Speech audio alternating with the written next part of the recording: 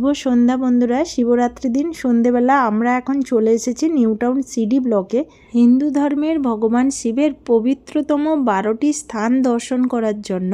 এখানে 13ই ফেব্রুয়ারি থেকে ভগবান শিবের 12টি জ্যোতির্লিঙ্গের উদ্বোধন করা হয়েছে, থাকবে 16ই ফেব্রুয়ারি পর্যন্ত।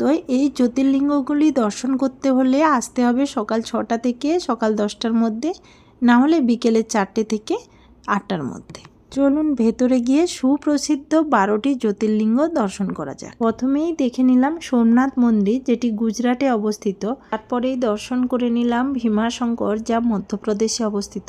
তারপরেই দর্শন করে নিলাম ওমকারেশ্বর মন্দির, যা মধ্যপ্রদেশে অবস্থিত।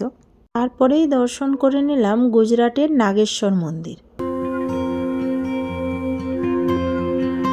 তারপরেই দর্শন করে নিলাম মহাকালেশ্বর মন্দির, এই মন্দিরটি মধ্যপ্রদেশে অবস্থিত। তারপরেই দর্শন করে নিলাম বৈদ্যনাথ মন্দির, যা ঝাড়খণ্ডে অবস্থিত।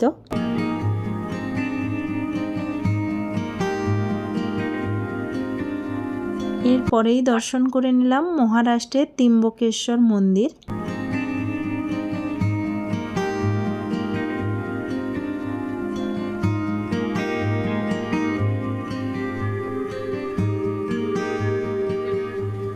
তারপরেই দর্শন করে নিলাম অন্ধ্রপ্রদেশের মল্লিকার্জুন। এরপরেই দর্শন করে নিলাম বারাণসীর কাশী বিশ্বনাথ মন্দির। এরপরেই দর্শন করে নিলাম কেদারনাথের দেবাদিদেব মহাদেবের মূর্তি।